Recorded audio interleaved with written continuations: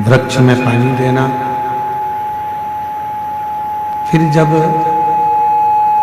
समय आएगा तब उस वृक्ष में फल अवश्य लगेगा, फल अवश्य प्राप्त होगा। शिव महापुराण की कथा भी यही कहती है। जैसे माली का काम है रोज पानी देना, रोज पानी देना, रोज वृक्ष के नीचे जाकर जल देना, फिर बाद में वो वृक्ष में फल लगना और प्राप्त होना, फिर बात का काम। उसी तरह शिव महापुराण की कथा भी कहती है कि रोज शंभो शंभो शंभो शंभो।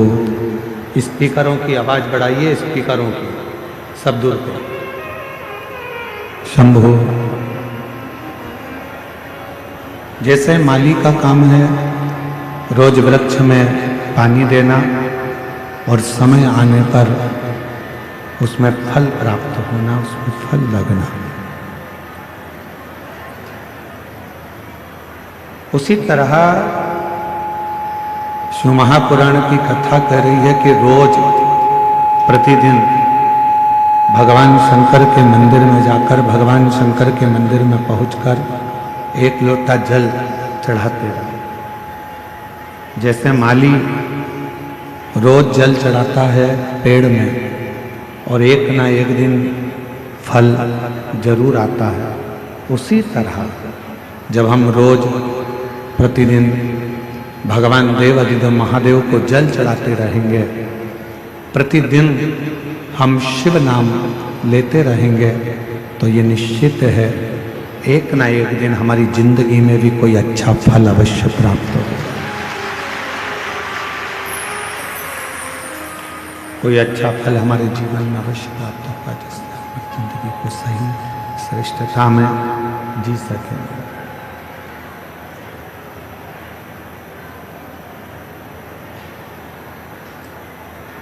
और तेरी कृपा बिना न हिले एक भी अणु, लेते हैं सांस तेरी कृपा से तनु। बखान क्या करूं मैं राखोगे ढेर का, चपटी बबूत मेरे खजाना कुबेर का। हे गंगहार मुक्ति वाले ओंकार तू, भोले ओंकार तू, आयो शरण की हारी शंभु तार तार तू। बखान क्या करूं मैं राखोगे ढेर का, चपटी भभूत मेरे खजाना कुबेर का। हे गंगहार मुक्ति द्वार ओंकार तू, भोले ओंकार तू, आर्यो शरण तिहारी शंभु तार तार तू। जैसे शिव कथा कहती है, भगवान शंकर का चरित्र कहता है, शिव महापुराण की कथा वर्णन करती है। हमारा जन्म लेना कब सार्थक है, जब हम भगवान की अविरल भक्ति को धारण कर सकें, जब हम भगवान की अविरल भक्ति को अपनी जिंदगी में उतार सकें।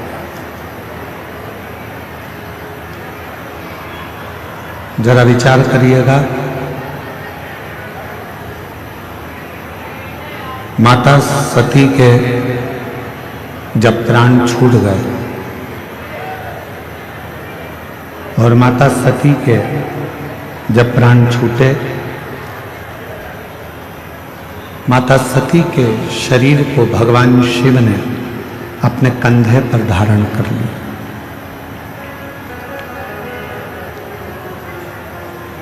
खूब देवाधिदेव महादेव ने तांडव किया, खूब। आपको मालूम होना चाहिए कि वैद्यनाथ बाबा की ये पवित्र भूमि, जहां मां सती का हृदय गिरा है, आखिर उस हृदय की जगह पर ही भगवान शंकर का शिवलिंग क्यों विराजमान?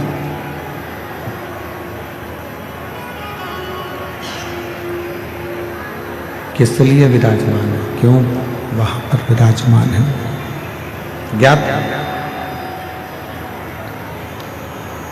ऐसा क्या कारण है?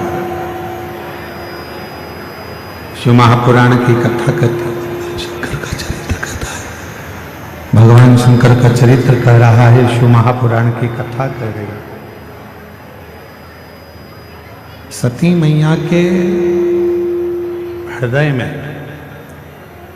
शिव के प्रति इतना सम्मान था, भगवान शंकर के प्रति इतना आदर था कि सभा के अंदर, जिस दक्ष प्रजापति की सभा लगी थी, उस सभा के अंदर, दक्ष प्रजापति की पूरी सभा के अंदर अपने पति का कोई स्थान नहीं था। उस सभा के अंदर अपने पति के लिए कोई आदर नजर नहीं आ रहा था। जब पति के लिए कोई आदर नहीं दिखा, सम्मान नहीं दिखा, सत्कार नहीं दिखा, तब सती माता ने अपने प्राणों को त्याग दिया। तब माता सती ने अपने प्राणों को छोड़ दिया। कब त्यागा? जब उन्होंने अपने पति का अपने पिता के घर में आदर नहीं देखा, सम्मान नहीं देखा, सत्कार नहीं देखा। अर्थात सती माता के हृदय में शिवजी के प्रति इतना प्रेम था, भगवान शंकर के प्रति इतना प्रेम था, इतना आदर था, इतना सम्मान था कि सती मैया अपने पति का अपमान सह नहीं पाई।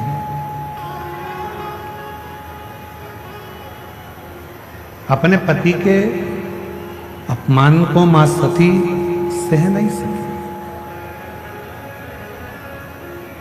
जिस व्यक्ति से आपका स्नेह होता है, आप उसके खिलाफ कुछ भी सुन नहीं सकते, आप उसके खिलाफ कुछ नहीं सुन सकते, क्योंकि आपका प्रेम उसके प्रति हो गया, आपका स्नेह उसके प्रति हो गया। आप कैसे सुनें?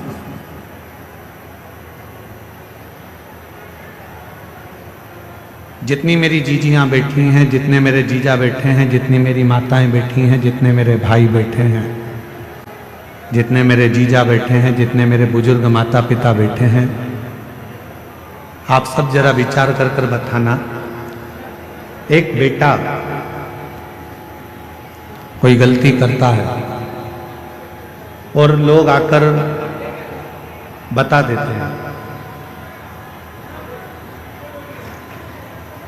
एक बेटा गलती करता है और किसी ने आकर बताया कि तुम्हारे बेटे ने ये गलती करी है, तुम्हारे बेटे ने ऐसा कर दिया, तुम्हारे बेटे ने वैसा कर दिया, तुम्हारा बेटा ऐसा गलत कर रहा है। ईमानदारी से बोलना, माँ मानने को तैयार हो जाती है क्या कि मेरा बेटा ऐसा कर सकता? माँ मानती ही नहीं, माँ मानने को तैयार ही नहीं होती है, माँ मान ही नहीं पाती। क्यों? क्योंकि एक माँ अपनी बेटी से इतना प्रेम करती है, एक माँ अपने बेटे से इतना स्नेह करती है, इतना प्रेम करती है, इतना स्नेह करती है कि वो कुछ मानने को तैयार ही नहीं होती। वो कुछ मानती हैं।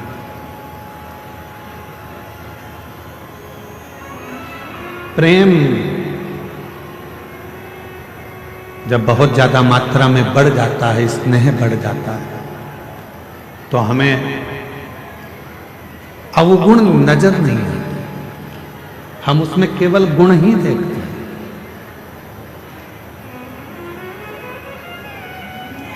हम उसमें अवगुण नहीं देख रहे हैं, हम केवल उसमें गुण देख रहे हैं। हम आपसे एक बात पूछें, जरा उत्तर दें। तुम्हारे लड़के की शादी पक्की हुई, जिस लड़की को तुम देख कर आए हो, लड़के के लिए पसंद कर कर आए हो, उसमें तुम्हें बहुत सारे गुण नजर आते हैं। आते से कहते गुरुजी इतनी अच्छी लड़की है, एकदम बढ़िया, दिखने में भी सुंदर है, एजुकेशन अच्छी है, पढ़ाई अच्छी है, हाइट पर्सनालिटी अच्छी है, बोलने चालने में अच्छी है, वो सब तरह से श्रेष्ठ है।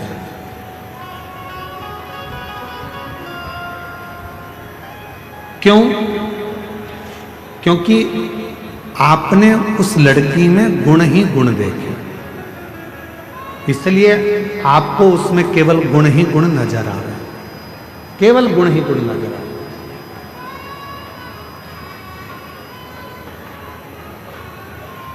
और कुछ समय के बाद जब लड़की शादी कर कर आपके घर में आ जाती है, विवाह कर कर आ गई, 2-4 साल निकल गए, फिर उसके सारे गुण कहाँ चले जाते हैं? अब आप उसमें गुण नहीं देख रहे हो, आप उसमें अब दिन भर सुबह से शाम तक अवगुण ढूंढने का प्रयास करो। दिन भर हम उसमें अवगुण ढूंढ रहे हैं, दिन भर हम उसमें अवगुण देख रहे हैं,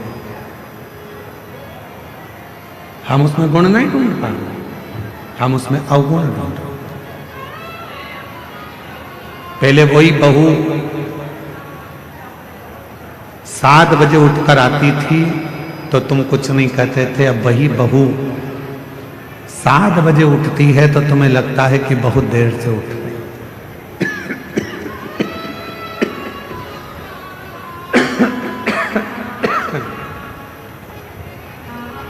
गला पकड़ रहा है बहुत तेज, और साउंड की आवाज भी ऐसे फैल फैल के आ रही है, लोगों को समझ में भी तो आए कथा क्या चल रही है।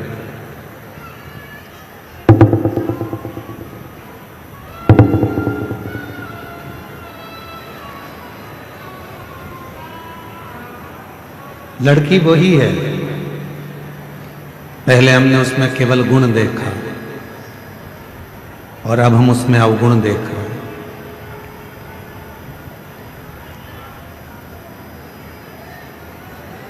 अब हम उसमें गुण नहीं देख पा रहे, अब हम उसमें अवगुण देख रहे। थोड़ा सा भी भोजन बिगाड़ दिया, बस रहने, थोड़ा सा भी भोजन बिगाड़ दिया तो कह दिया तुम्हारे बाप ने यही सिखाया। और पहले तो अगर वो थोड़ा सा भी भोजन कुछ बनाकर तुम्हारे सामने ला देती थी तो तुम उसमें प्रसन्न हो जाते थे कि इतना अच्छा भोजन बनाया, इतना श्रेष्ठ भोजन बना है, तुम उसमें भी प्रसन्न हो जाते थे। अब तुम्हें उसमें अवगुण दिख रहा है। यहां जितने बैठे हैं, यहां मेरी जितनी भी माताएं बैठी हैं, जितने भी पिता बैठे हैं, मैं आप सबसे एक निवेदन करूं, उत्तर दीजिएगा जरा से।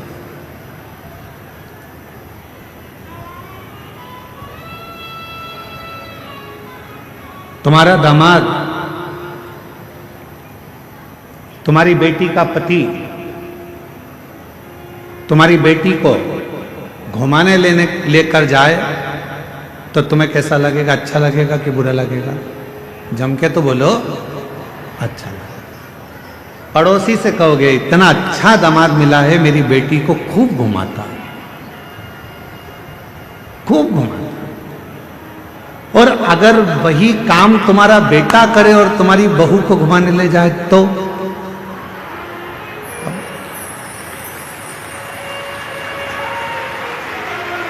विचार करो। दामाद बेटी को अगर सोने की, तुम्हारी बेटी को सोने की रकम दामाद दिलाए तो मेरा दामाद हीरा है। अभी दिवाली पर उसने मेरी बेटी को सोने का हार दिलाया, रानी हार दिलाया। और वही काम तुम्हारा बेटा करे और तुम्हारी बहू को सोने का हार दिला दे तो तुम्हारा भगोने जैसा मुंह हो जाए।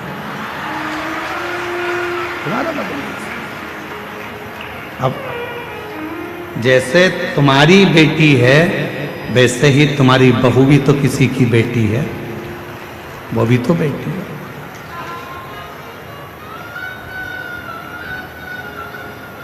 फिर दो मुख क्यों, फिर दो विचार क्यों, फिर दो दृष्टि क्यों?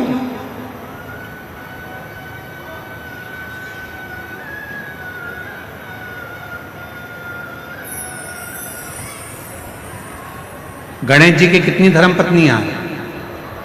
जम के बोलो जरा। दो। क्या नाम है? सिद्धि। किसी ने शंकर भगवान से कभी पूछा कि भोलेनाथ जी आपने अपने गणेश जी के लिए, बेटे के लिए दो पत्नी क्यों ढूंढी? मां जगतजननी जगदम्बा अंबा मां पार्वती जी आपने अपने बेटे के लिए दो बहू क्यों ढूंढी? किसी ने पूछा कभी गणेश जी महाराज से कि गणेश जी आपके लिए आपके माता पिता ने दो पत्नी क्यों ढूंढी? क्या आपके लिए एक धर्म पत्नी श्रेष्ठ नहीं थी?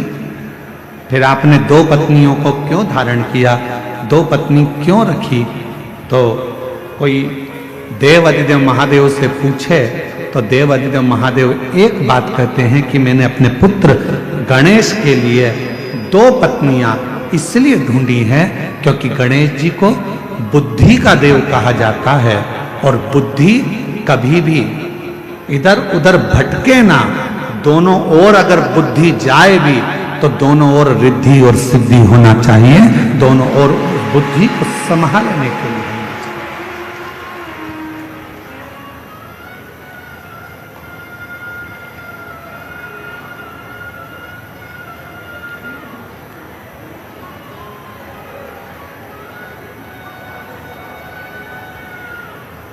दो दृष्टि नहीं रखना।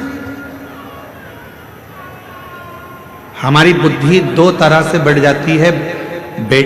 बेटी और दामाद के लिए हमारी बुद्धि कुछ और कहती है और बेटा और बहू के लिए हमारी बुद्धि कुछ और कहती है।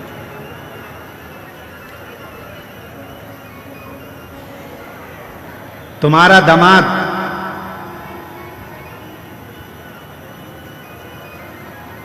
तुम्हारी बेटी बीमार पड़ गई, तुम्हारी बेटी बीमार पड़ी और तुम्हारा दामाद उसको हॉस्पिटल दिखाने ले गया। तुम्हारा दामाद घर में पोछा लगा दिया, तुम्हारे दामाद ने झाड़ू लगा दी, तुम्हारे दामाद ने चाय बनाकर पिला दी और तुम उससे मिलने गए। मेरा दामाद इतना हीरा है, मेरी बेटी बीमार पड़ गई तो इतनी सेवा कर रहा, इतनी सेवा कर रहा, और मालूम पड़े तुम्हारी बहू बीमार पड़ जाए और तुम्हारा बेटा वही की वही करे तो मेरा बेटा तो लल्लू हो गया। दिन भर उसमें लगा।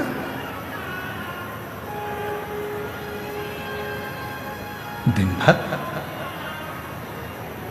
दो बुद्धि नहीं चाहिए। रिद्धि सीधी के दाता गजानन तुम्हें सबसे पहले हमारा नमस्कार है। रिद्धि सीधी के दाता गजानन तुम्हें सबसे पहले हमारा नमस्कार है। रिद्धि सिद्धि के दाता गजानन तुम्हें सबसे पहले हमारा नमस्कार है। एक बुद्धि रखिए, समदृष्टि रखिए, समदृष्टि। बेटी बीमार पड़ गई, चिंता लग गई, मेरी बेटी 3 दिन से बीमार है, मेरी बेटी ने कुछ नहीं खाया। बहू बीमार पड़ गई, ढोंग कर रही है।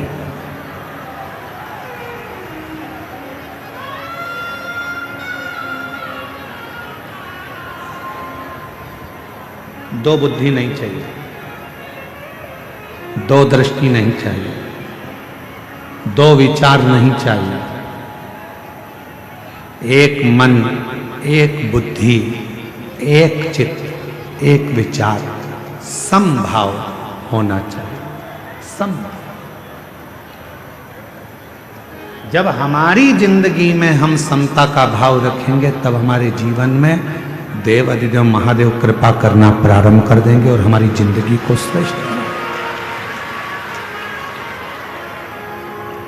हम समता का भाव ही नहीं रखते।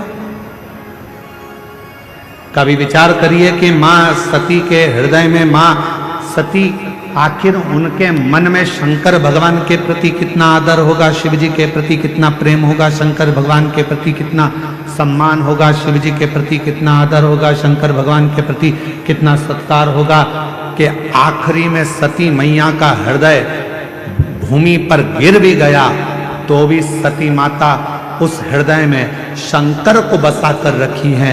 इसलिए आज भी वैद्यनाथ जी की पवित्र धरा पर मां शक्तिपीठ जिसमें हृदय गिरा है, उस हृदय में शंकर का शिवलिंग आज भी विराज, आज भी विराज। क्या कह रही है कथा? कथा कहती है जब हम जिंदगी में कोई संकल्प धारण करते हैं, जब हमारी जिंदगी में हम कोई विचार धारण कर लेते हैं, जैसे आपने 16 सोमवार का व्रत ले लिया, आपने पशुपतिनाथ का व्रत ले लिया।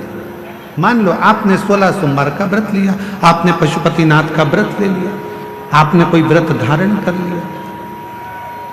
और जब आपने 16 सोमवार का व्रत ले लिया, पशुपति व्रत ले लिया, या आपने कोई शुक्रवार का व्रत ले लिया, सोमवार का व्रत ले लिया, प्रदोष का व्रत ले लिया, तीज का व्रत ले लिया, या आपने चतुर्थी का व्रत ले लिया, कोई भी व्रत आपने धारण कर लिया, और रिद्धि सिद्धि के दाता गजानन तुम्हें सबसे पहले हमारा नमस्कार रे। रिद्धि सिद्धि के दाता गजानन तुम्हें सबसे पहले हमारा नमस्कार है। सबसे पहले हमारा नमस्कार है। सबसे पहले हमारा नमस्कार है। सबसे पहले हमारा नमस्कार है। सबसे पहले हमारा नमस्कार है। रिद्धि सिद्धि के दाता गजानन तुम्हें सबसे पहले हमारा नमस्कार है। मान लो कोई संकल्प आपने लिया, मान लो कोई आपने विचार कर लिया कि मुझे 16 सोमवार का व्रत करना है, मुझे पशुपतिनाथ का व्रत करना है, मुझे मंगलवार का व्रत करना है या सोमवार का व्रत करना है। कितने व्रत करना है? पशुपतिनाथ के कितने व्रत होते हैं? 5। अब मान लो तुमने पशुपतिनाथ का व्रत का संकल्प लिया कि मैं 5 व्रत करूंगी। पहला व्रत कर लिया, दूसरे व्रत में कहीं आपको जाना पड़ गया या रजोधर्म आ गया, रजस्वला हो गए, नहीं कर पाए, कहीं जाना पड़ गया, नहीं कर पाए। तुम्हारे व्रत का टेंशन किसको है? तुमको कि मेरा व्रत नहीं हुआ। पहला व्रत यदि आपने कर लिया है, उसके बाद के अगर 4 व्रत तुम्हारे रह गए हैं, उसकी चिंता तुम्हें नहीं रहती। जिसका तुमने संकल्प लिया है उस महादेव को तुम्हारी चिंता रहती है कि यह कब पूरा।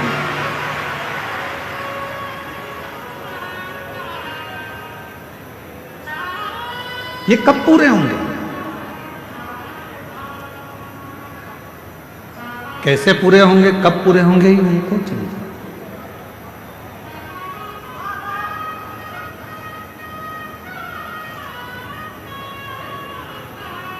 ये व्रत कैसे होंगे, ये उनको चिंता।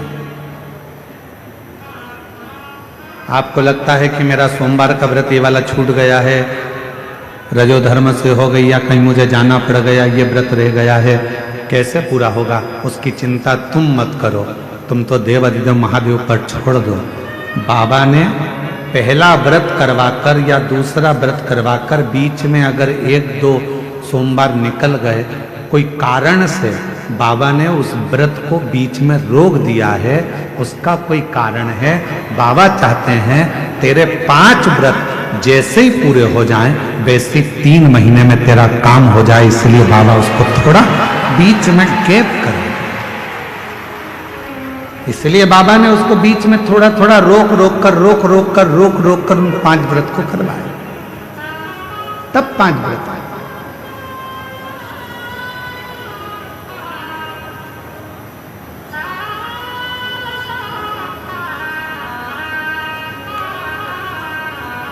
इसलिए शिव महापुराण की कथा कहती है, जिंदगी का कोई भी पल, कोई भी क्षण, कोई भी समय आपके लिए, हर समय, हर क्षण, हर पल प्रसन्नता का और समता का होना चाहिए।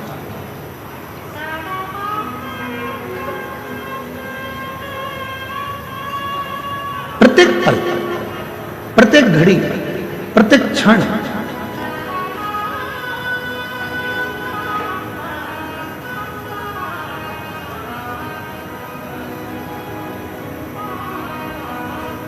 आप जब चाहो जब भगवान को भजो, आप जब चाहो जब शिव का स्मरण करो। इस हृदय में शिव समाहित है।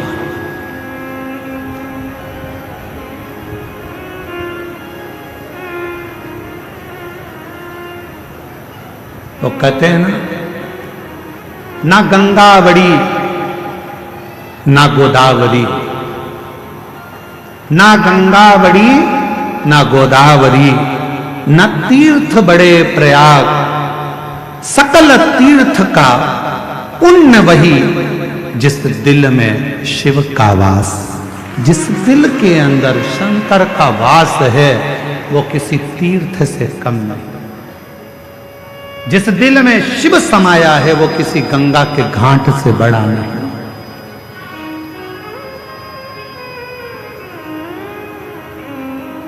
सबसे बड़ा तीर्थ कौन सा होता है? आपका हृदय, आपका दिल, आपका मन। बिना किराए के आप 2 मिनट में पहुंच जाते हो और 2 मिनट में वापस आ जाते हो। अभी बैठे बैठे आप लोगों से हम काशी की बात करेंगे तो तुम्हारा दिल काशी पहुंच जाएगा, वापस लौट कर आ जाएगा। पैसा भी नहीं लगा, 1 रुपया नहीं लगा, घर में बैठे बैठे सारे तीर्थ हो जाते हैं। इसलिए शास्त्र कहता है, गंगा बड़ी ना गोदावरी, ना तीर्थ बड़े प्रयाग, सकल तीर्थ का पुण्य वही, जिस दिल में शिव का वास। जिस दिल में शंकर का वास होता है, वो गंगा, कावेरी, गोदावरी, तीर्थ, प्रयाग, सबसे बड़ा वही हृदय हो जाता है।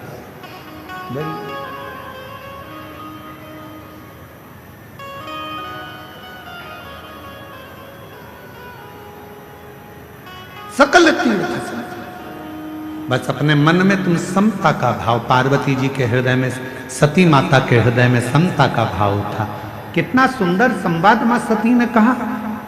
शिव महापुराण के सती संवाद को यदि आप श्रवण करें, शिव महापुराण के सती संवाद का यदि आप स्मरण करें, शिव महापुराण के सती संवाद को अगर आप सुने तो उसमें वर्णन आता है, माता सती अपने पिता दक्ष प्रजापति से कहती हैं, पिताजी तुमने मुझे जन्म दिया, रति को जन्म दिया, 60 कन्याओं को जन्म दिया, ये मेरी रोहिणी भी बहन है, ये रति भी मेरी बहन है, इतनी बहनें हम एक साथ हैं। आपने सबके पति के लिए सिंहासन दिया है, आपने सबके पति के लिए आदर दिया है, आपने सबके पति के लिए सत्कार किया है, फिर मेरे पति के लिए कोई आसन क्यों नहीं रखा?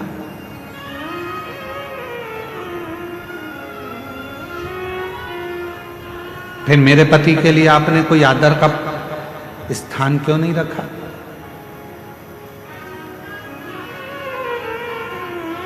क्या कारण था जो मेरे पति का आप आदर नहीं कर पाए, मेरे पति का सम्मान नहीं कर पाए, मेरे पति का सत्कार नहीं कर पाए? क्या कारण? राजा दक्ष प्रजापति कुछ नहीं बोले। एक शब्द राजा दक्ष प्रजापति ने ऐसा कह दिया कि सती मैया ने अपने प्राणों को त्याग दिया। यह प्रसंग हम शिव महापुराण में लेकर नहीं आते, परंतु इस प्रसंग को इसलिए लेकर आए हैं क्योंकि ये जो भूमि है बाबा वैद्यनाथ जी की, ये 51 शक्तिपीठ में से एक शक्तिपीठ है जहां माता का हृदय गिरा है। इसलिए इस कथा के प्रसंगों को शिव के साथ लेकर आए, इसलिए इसको लेकर आए। पिताजी,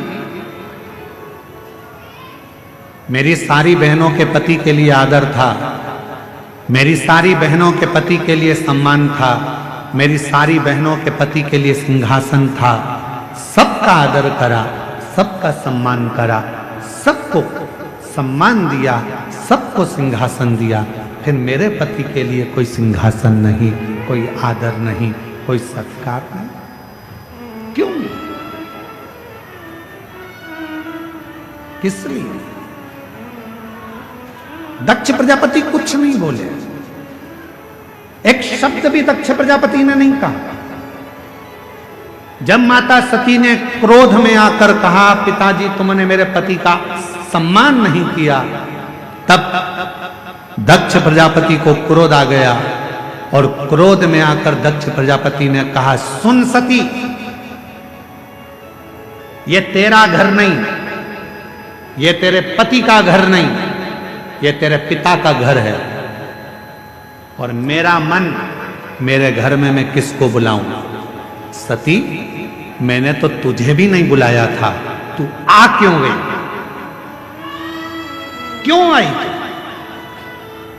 मैंने तो तुझे भी निमंत्रण नहीं दिया था, मैंने तो तुझे भी नहीं बुलाया था, तू क्यों आई? किस लिए आई?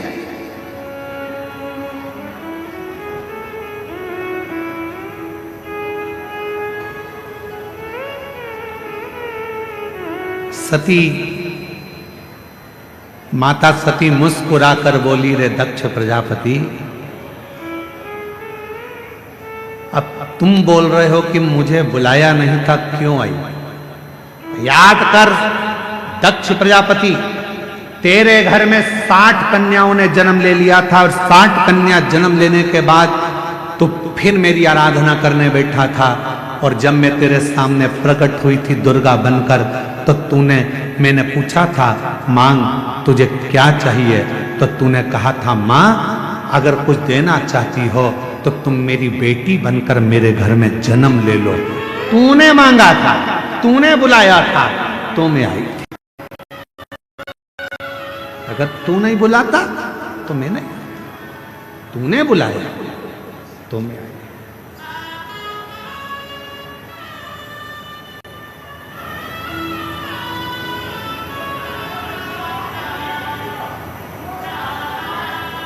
और महाराज,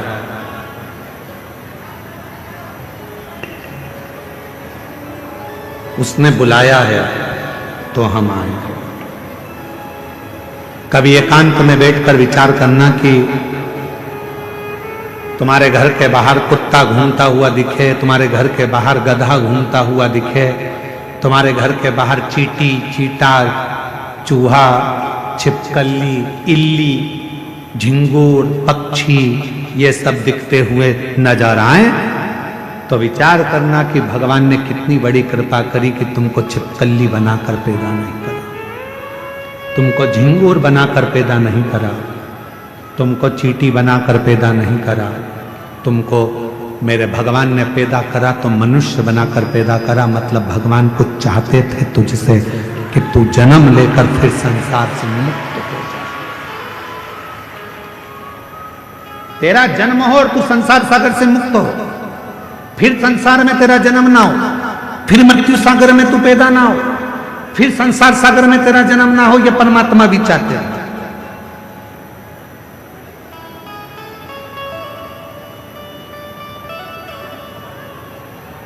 और महादेव नमन चरणों में, महादेव नमन चरणों में स्वीकार कीजिए।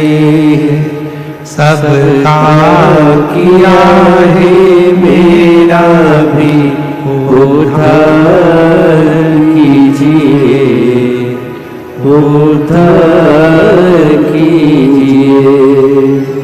हे त्रिपुंडधारी, हे त्रिशूलधारी, हे त्रिपुंडधारी, हे त्रिशूलधारी। चरणों में तेरे बाबा जी पावन है चारों धाम। चरणों में तेरे बाबा जी पावन है चारों धाम। तेरी देव करते वंदना, पूजे सीताराम।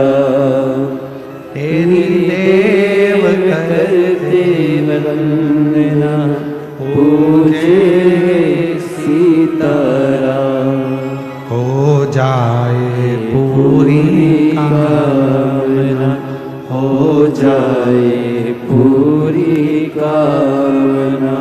उपकार कीजिए, सबका किया है मेरा भी उद्धार कीजिए, उद्धार कीजिए। हे त्रिपुंडधारी, हे त्रिशूलधारी, हे त्रिपुंडधारी, हे त्रिशूलधारी। ये जीवन जो मिला है, चाहता वो तो तुम्हें कोई और जन्म दे सकता था, पर तुम्हें मानव का शरीर दिया, और मानव का शरीर भी दे देता और तुमको वेदनाथ कथा में नहीं बुलाता तो उसने कृपा करी, करुणा करी, दया करी, और उसने विचार करा बहुत दिन से तरस रही है, झोली इसकी खाली है, बहुत दुखी है। एक बार अगर बाबा वैद्यनाथ की कथा में पहुंच गई और बाबा को नमन कर लिया तो निश्चित है कि इसकी झोली में भरकर भेज दूंगा। उस समय कृपा, उस समय।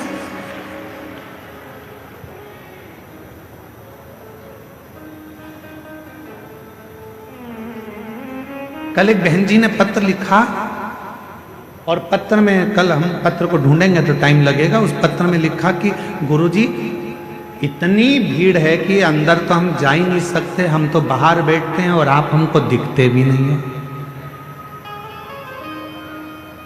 आप हमें दिखते ही नहीं, आप हमें नजर ही नहीं आते। हमने उनसे कहा जो पत्र जिन्होंने लिखा है हम उनको निवेदन करें, उनको कहें, वो दिखता भी नहीं है। कहीं पर भी बैठकर आप कथा सुन रहे हो, भले हम दिखें चाहे ना दिखें, पर इतना विश्वास रखना, शबरी अम्बा ने राम जी को कभी नहीं देखा था, केवल गुरु जी के मुख से सुना था कि राम ऐसे हैं, राम आएंगे, राम पहुंचेंगे, राम कृपा करेंगे, तू भजती रहे, सुनती रहे। शबरी अम्बा ने केवल राम जी को कभी नहीं देखा था, पर शबरी अम्बा राम जी की रोज इंतजार करती थी, कभी तो आएंगे, कभी तो मिलेंगे, कभी तो दिखेंगे, कभी तो दिखेंगे। और एक दिन ऐसा आ गया कि राम जी शबरी अम्बा के लिए 14 वर्ष के वन के क्षेत्र में चले और एक दिन शबरी अम्बा के दरवाजे पर पहुंच गए। हम जानते हैं कि हम दिख नहीं रहे होंगे आप, हम ये भी जानते हैं कि कई लोग ऐसे हैं कि बाहर से ही आते हैं और बाहर से ही चले जाते हैं, उनको अंदर आने का भी मौका नहीं मिलता। इतना बड़ा ग्राउंड, शायद बाबा देवघर का ये सबसे बड़ा ग्राउंड है जो प्रशासन ने इस कथा के लिए अलॉट करा दिया। ये देवघर का सबसे बड़ा ग्राउंड है जिसकी परमिशन मिली और जिस पे कथा हुई। किसी को अंदाजा नहीं था कि ये ग्राउंड में इतने पहले दिन से लोग आ जाएंगे, दूसरे दिन और बढ़ जाएंगे, तीसरे दिन और बढ़ जाएंगे। किसको मालूम? और ना किसी के घर निमंत्रण गया, ना किसी के घर पीले चावल गए, ना किसी के यहाँ कोई पत्रिका गई। बस आपके कानों में शब्द हो गया, चलो बुलावा आया है, देवघर वाले ने बुलाया है।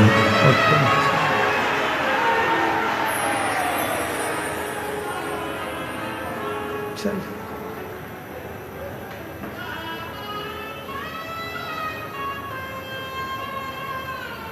वो कहते सारे जग में एक ठिकाना, सारे गम के मारो का, सारे जग में एक ठिकाना, सारे गम के मारो का।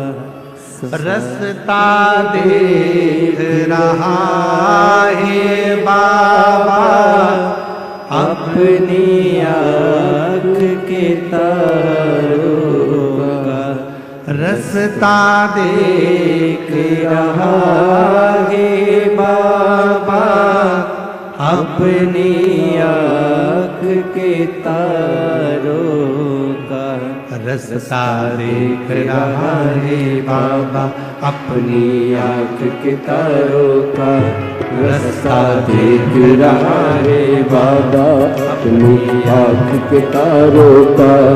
हो जिसने जितना दर्द सहा है, उतना चैन भी पाया है। चलो बुलावा आया है, देवघर ने बुलाया है। जय श्री राधे।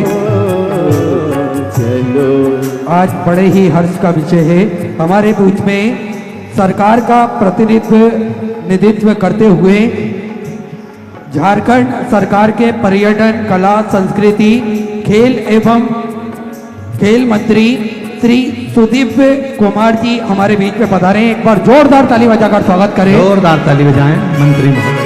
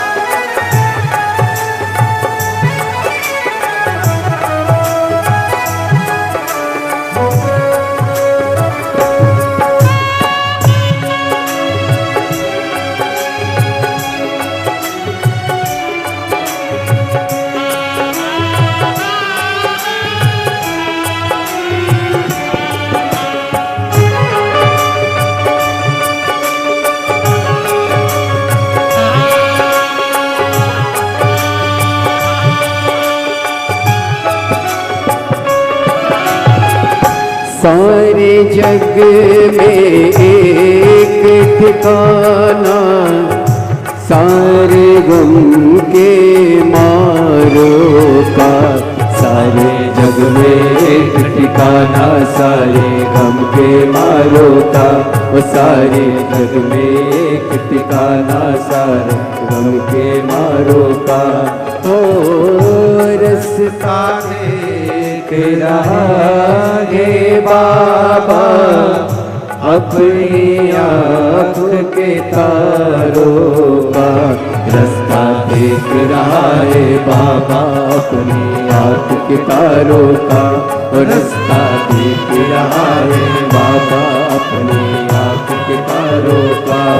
ओ मस्त हवाओं का एक झोंका, ये संदेशा लाया है। चलो बुलावा आया है, बाबा ने बुलाया है। चलो बुलावा आया है, बाबा ने बुलाया है।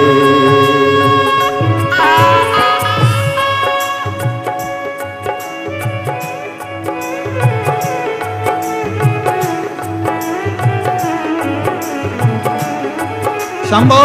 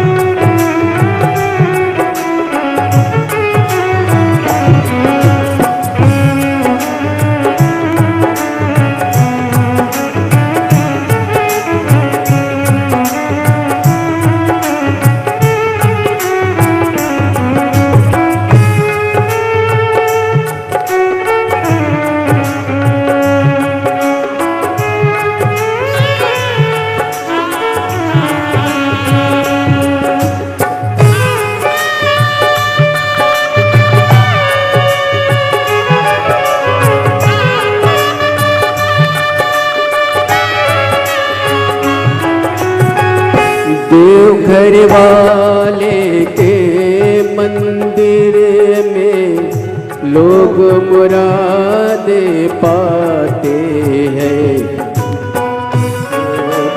आते हंसते हंसते रोते आते हंसते हंसते हंसते जाते।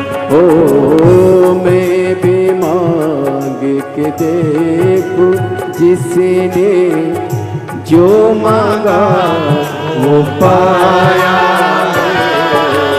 चलो बुलावा आया है, बाबा ने बुलाया है। चलो बुलावा आया है, बाबा ने बुलाया है।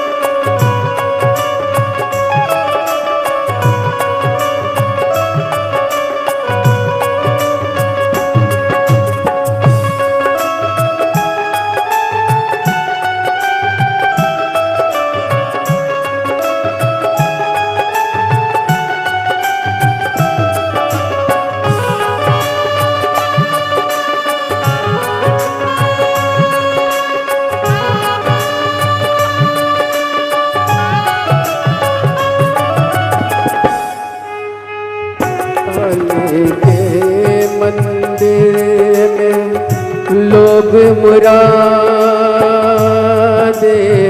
पाते हैं, वो रोते रोते आते हैं, हंसते हंसते जाते हैं। ओ रोते रोते आते हैं, हंसते हंसते जाते। ओ मैं भी मांग के देखूं जिसने जो मांगा वो पाया है। चलो बुलावा आया है, बाबा ने बुलाया है। ओ चलो बुलावा आया है, बाबा ने बुलाया है। देवघर की पावन नगरी में शिव ने मेला लगाया है। चलो बुलावा आया है, देवघर वाले ने बुलाया है। चलो बुलावा आया है, बाबा ने बुलाया है। चलो बुलावा आया है, बाबा ने बुलाया है। चलो बुलावा आया है, बाबा ने बुलाया है। हर शंभो हर शंभो हर शंभो हर शंभो हर शंभो हर शंभो हर शंभो हर शंभो हर शंभो हर शंभो हर शंभो हर शंभो हर शंभो हर शंभो महादेव अपने स्थान पर बैठकर बाबा देवादिदेव महादेव से अपने हृदय की बात है और चलो बुलावा आया है, देवघर ने बुलाया है। ये उसकी देवघर कृपा। की पावन नगरी में शिव ने मेला लगाया है। चलो बुलावा आया है, बाबा ने बुलाया है। हर महादेव बाबा से अपने मन का भाव कहेंगे। उसके पहले हमारे इस पवित्र प्रांगण में देवघर की पवित्र धरा पर बाबा देवादिदेव महादेव की पवित्र कथा का रसपान करने के लिए झारखंड सरकार के माननीय पर्यटन मंत्री सुदिव्य कुमार जी हमारे बीच में विराजमान हैं। एक बार उनके लिए जोरदार ताली बजाकर साधुवाद। जो झारखंड सरकार का नेतृत्व करने के लिए बड़े भाव के साथ यहाँ पधारे। मैं श्री सुदिव्य कुमार जी पर्यटन मंत्री झारखंड सरकार निवेदन करूं आपका 2 मिनट का उद्बोधन सभी को प्राप्त हो। उसके बाद में हम बाबा से प्रार्थना करें और अपने जीवन को सार्थक करें। एक बार जोरदार ताली बजाओ माननीय मंत्री महोदय जी के लिए। झारखंड सरकार पर्यटन मंत्री श्री सुदिव्य कुमार जी। बहुत बहुत धन्यवाद बाबा।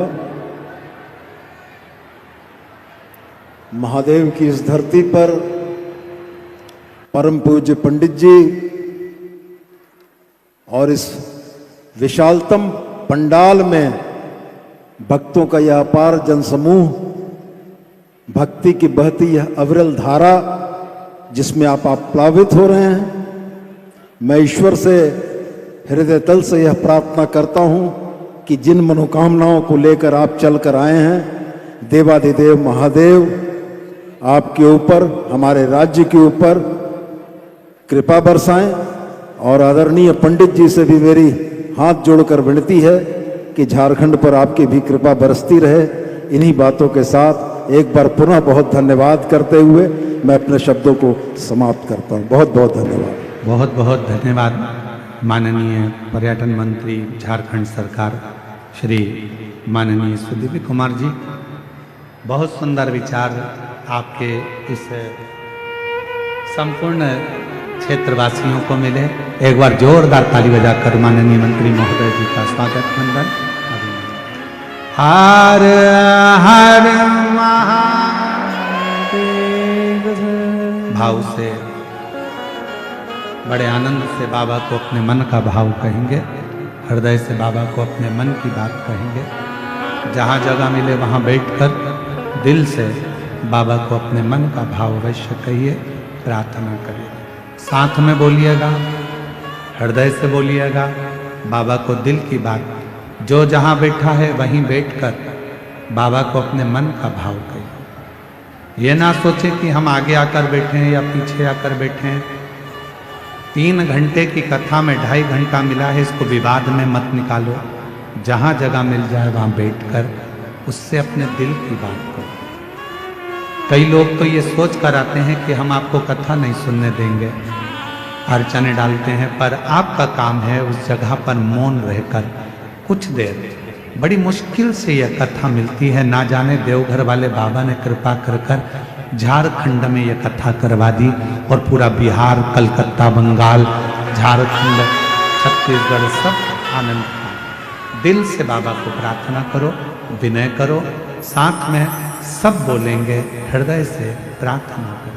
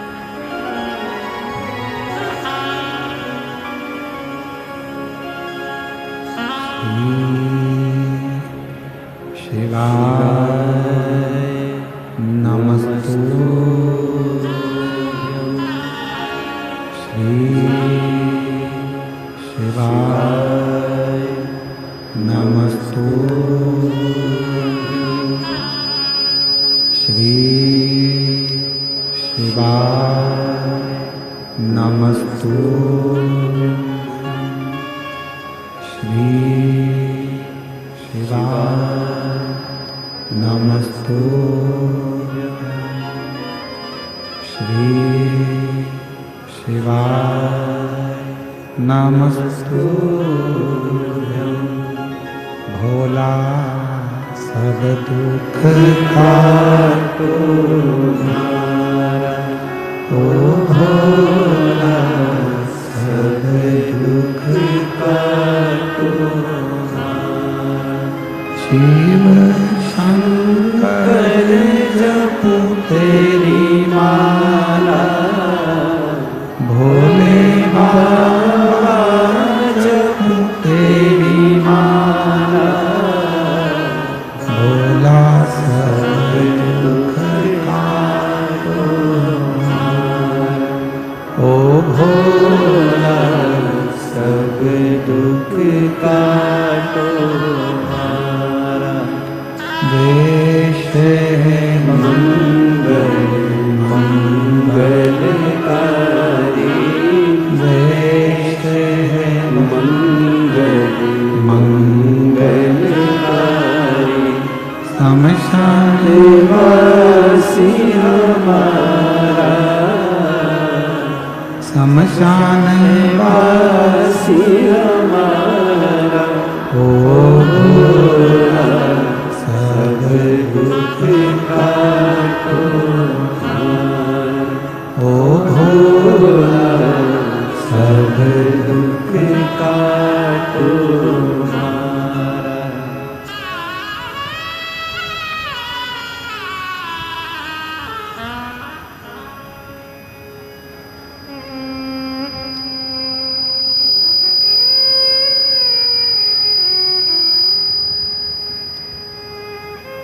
बाबा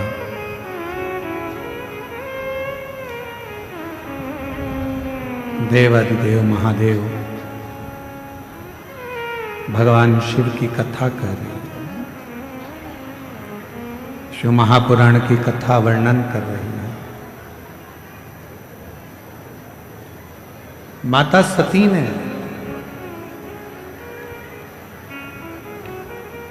पिताजी से कहा तो पिताजी ने एक शब्द कह दिया, मैंने तो तुमको भी नहीं बुलाया।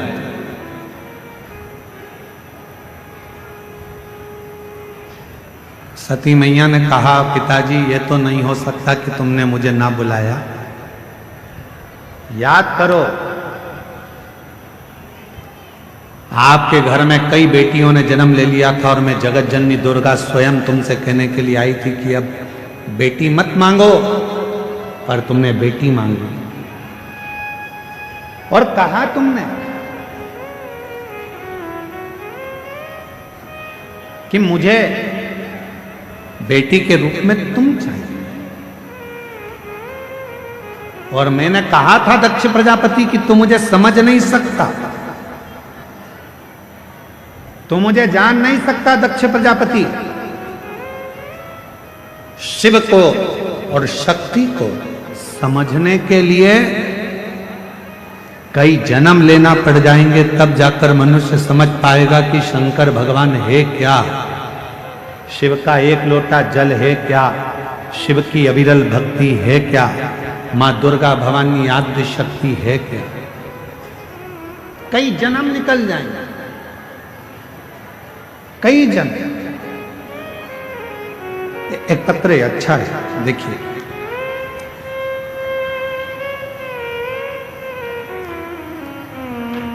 मेरा नाम सोनाली सिंह है, मेरे पति का नाम सिद्धार्थ सिंह है। हम जिला जमुई गांव बिहार से आए हैं। देवघर में मेरा मायका है। मेरा मोबाइल नंबर ये है। मेरी शादी को कई साल निकल गए थे पर संतान का सुख नहीं था। हमने डॉक्टरों का इलाज करवाया पर औलाद नहीं आई। जैसा जैसा डॉक्टर जांच का बोले वो सारी जांचें कराई पर औलाद का सुख नहीं आया। तब किसी के कहने पर पहली बार टीवी पर कथा सुनना चालू किया। कथा सुनना तो चालू करा और मेरा विश्वास जागृत हुआ। मैं कभी मंदिर ना जाती थी ना जल चढ़ाती थी, पर मेरे बाबा आपके कहने पर मैंने मंदिर में जाना प्रारंभ करा, जल चढ़ाना प्रारंभ करा और 2 बार पशुपति व्रत करे, 2 बार सफेद आंकड़े की जड़ का प्रयोग करा और बाबा की ऐसी कृपा हुई कि कई वर्षों के बाद मेरे बाबा ने मेरे घर में 2 जुड़वा बेटों ने जन्म दे दिया। मैं बाबा को प्रणाम करने के लिए कहीं बैठी हूं तो हाथ हिला सकती हैं, दिख रही हैं? हाँ दिख रही। बच्चे आए हैं साथ में? वही हैं? अच्छा ठीक है, आ जाओ। एक बेलपत्र ले जाना अगर रास्ता मिल जाए तो। तुम आते हो बेलपत्र लेने के लिए, तुम्हारी जगह कोई और ले जाता है। आप लोग सोच रहे होंगे गुरुजी यहाँ पर पत्र कम पड़ रहे हैं, उसका कारण ये भीड़ बहुत ज्यादा है भक्तों की। आपको निकल कर आने में देरी लगेगी, पहुंचोगे, जगह चली गई तो झगड़ा करोगे, इसलिए पत्र भी हम कम पढ़ रहे हैं। एक पत्र और बड़ा सुंदर आया है, देखिए।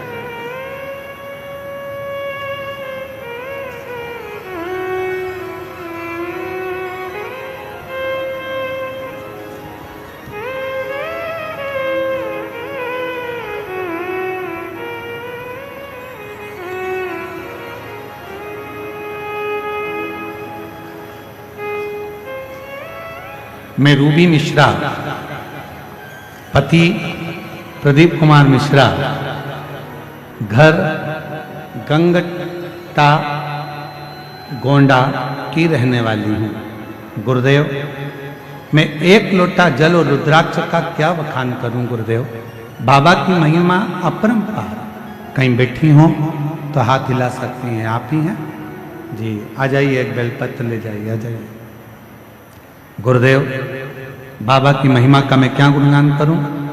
2022 दिनांक 16 फरवरी को मेरा साथ जो घटना हुई उसके बाद मैं टूट गई। गुरुदेव, मेरी 3 बेटी थी और 3 बेटी, हम दोनों पति पत्नी और तीनों बेटियां सब आराम से रह रहे थे गुरुदेव। मेरी बड़ी बेटी 2022 में 16 फरवरी बुधवार के दिन नहाते समय उसने पानी का गीजर चालू करा, हीटर चालू करा और उसे नल के पानी में करंट आ गया और तभी उसकी मौत हो गई, वो मर गई। उसके बाद मेरा पूरा परिवार टूट गया। हम दुख के भव सागर में गिर गए, रोते, बुरे हाल होते। मेरी बेटी की उम्र जब वो शांत हुई उस समय पर 22 साल की थी और 22 साल की मेरी लड़की चली गई गुरुदेव। हमारा पूरा परिवार गम में डूब गया, खूब रोते। तब पास की एक आंटी जी ने कहा कि दिन भर रोती रहती है, इसके रोने से क्या होगा। आस्था चैनल टीवी पर मिश्रा जी कथा करते हैं, तुम सुनो, तुम्हारे मन को हल्कापन महसूस होगा। गुरुदेव, मैंने भरोसा किया भगवान पर, और क्योंकि भगवान से भरोसा तो मेरा उठ चुका था, पर उन माता जी के कहने पर मैंने आपकी कथा सुनना प्रारंभ करी और बाबा की कथा सुनती, विनय करती, शिवालय जाना चालू कर दिया, एक लोटा जल चढ़ाना चालू कर दिया। मुझे नहीं मालूम था कि एक लोटे जल में है क्या। गली मोहल्ले के लोग मुझे ताने मारने लगे, 22 साल की लड़की मर गई, अब बीवी शंकर की पूजन करने जा रही। अब इसने नया काम चालू कर दिया, शिव जी को जल चढ़ाने का। लोग ताना देते, पूजन पाठ करती तो लोग कहते कि इसकी 22 साल की लड़की मर गई और पूजन कर रही है, अब करूं तो करूं। पर आपने एक शब्द कहा था, आग लगे बस्ती में अपन रहो मस्ती में। आपका वो शब्द मैंने धारण कर लिया और मैंने सबकी बात सुनना बंद कर दिया। अब तो मैं शिव जी के मंदिर जाती, बाबा को निवेदन करती और बाबा से एक ही बात कहती, तूने मेरी बेटी ली है बाबा, कुछ कृपा कर कर मुझे वापिस लौटा दे, ऐसी कृपा कर दे। अब मेरी उम्र तो बढ़ गई है, लगभग 50 के करीब में मैं पहुंचने वाली हूं, पर बाबा तू चाहेगा तो मेरे घर में बच्चा जरूर देगा। हमारी 3 बच्चे थे, तीनों को पूरा कर। गुरुदेव, बाबा ने ऐसी कृपा कर दी। डॉक्टर तो कहे थे कि अब तुम मां नहीं बन सकती, पर मेरे बाबा ने लाज रखी और 7 जुलाई 2025 को बाबा की कृपा से पुत्र रत्न की प्राप्ति हो गई। मैं बाबा को प्रणाम करने, बाबा को नमन करने के लिए, और तेरी कृपा का भरोसा तो किस पर हो जाए, जरा से हम पर कर दो, जरा से हम पर कर दो। जिस पर भी हो गई तेरी कृपा करुणा, वो भव पार हुआ, भव पार हुआ। पापी हो चाहे जितना, उसका भी बाबा उद्धार हुआ, उद्धार हुआ। गिद्ध अजामिल गणिका जैसे तेरे मन को भाए, जरा से हम पर कर दो, जरा से हम पर कर दो। तेरी कृपा का क्या है भरोसा, कब किस पर हो जाए, जरा जरा से हम पर कर दो, जरा से हम पर कर दो। उस पे भरोसा, उस पर विश्वास, उस पे दृढ़ता रखो। दुनिया हंसेगी, हंसने दो, दुनिया ताने कसेगी, कसने दो, दुनिया अपशब्द बोलेगी, बोलने दो। दुनिया का काम है कहना, आग लगे बस्ती में अपन रहो मस्ती में। क्या किसको रोइए, चादर तान के सोइए, अपने को टेंशन नहीं। बोलने वाले बोलते रहेंगे, ताना कसने वाले ताना कसते रहेंगे, अपशब्द बोलने वाले अपशब्द कहते रहेंगे, और आप उस पर भरोसा कर कर उसका भजन करते, भजन। जिस पर भी हो गई तेरी कृपा करुणा, भव पार हुआ, भव पार हुआ। पापी हो चाहे जितना, शंभो उसका भी बाबा उद्धार हुआ। महाराज 22 साल की बेटी चली गई थी और लोग शिव मंदिर जाती थी तो भी ताना देते थे। आज बाबा की कृपा से पुनः बाबा ने एक बेटे के रूप में वही बेटी को वापस दिया है। जोरदार जितना उसका भी बाबा उद्धार हुआ।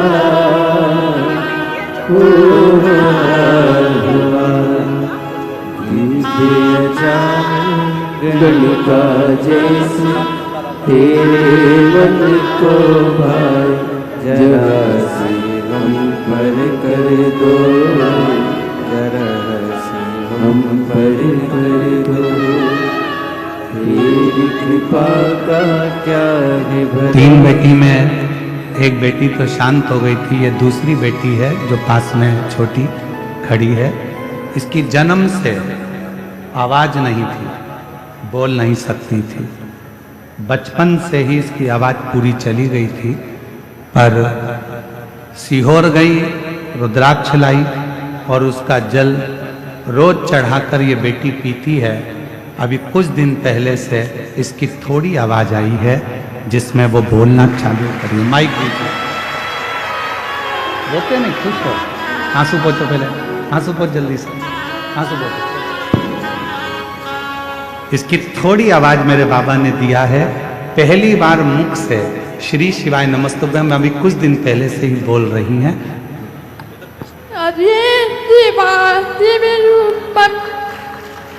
श्री शिवाय नमस्तुभ्यम। वापिस एक बार।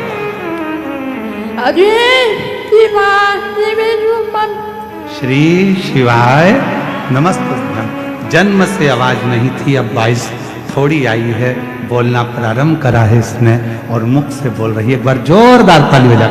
ठीक हो जाएगा।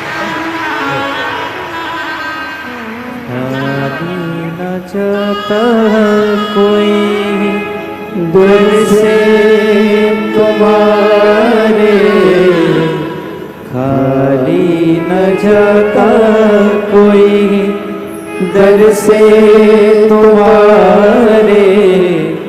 मैं भी खड़ी हूँ नंदी बारे बसारे, अपने हृदय से लगा लो, लगा लो। गिना जा रहा हूँ, उठा लो, उठा लो। बाबा से प्रार्थना करिए, दोनों से निवेदन है, थोड़ा डाउन कर कर चलाओ। शिव कृपा करो। बाबा प्रार्थना करो, जिस समय तुम दिल से बाबा से निवेदन करोगे, विनय करोगे, बाबा उसको स्वीकार है, स्वीकार करो।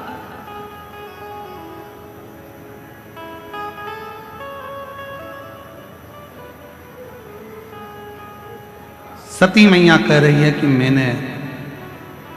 मैं जबरन तुम्हारे घर में नहीं आई। दक्ष प्रजापति कह रहे हैं तुझे बुलाया किसने था, निमंत्रण नहीं भेजा, पत्र नहीं भेजा, फिर क्यों आई, किस लिए, कारण क्या है आने का, मैं समझ नहीं पाया। क्यों आई? सती माता ने कहा पिताजी मेरे आने का कोई कारण नहीं, पर आज मेरे पति का जो अपमान हुआ है, मेरा हृदय मेरे शिव में हमेशा रमा रहता है, लगा रहता है। इस हृदय में शिव के सिवा कुछ भी नहीं है, कुछ भी।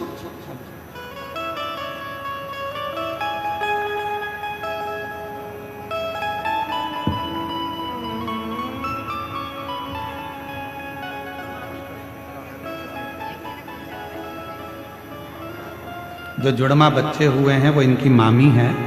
बच्चे छोटे थे अभी, इसलिए उनको लेकर पंडाल में नहीं आ सकी।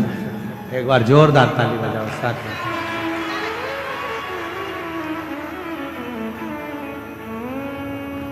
शिव से प्रार्थना करें,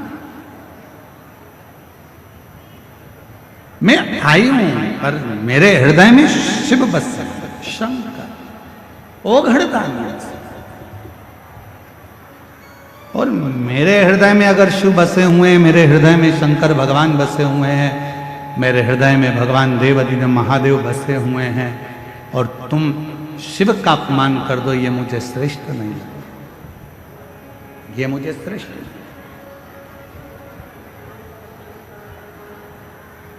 आज में सती माता कहती है, दक्ष प्रजापति सुन,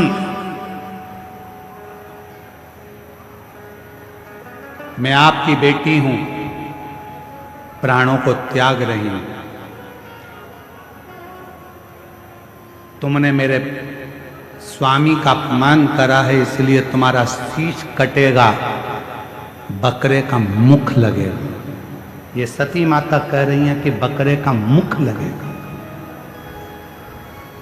पर जिस बेटी का अपमान करा है,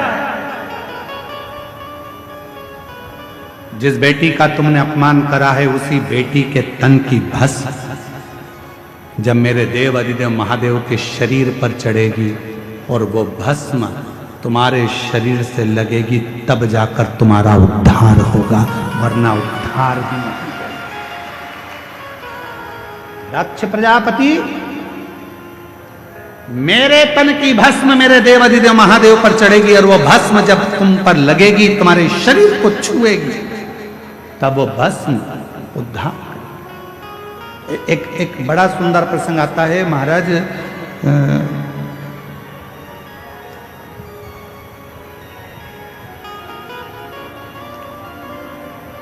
एक वामदेव नाम के शंकर के बड़े भक्त थे।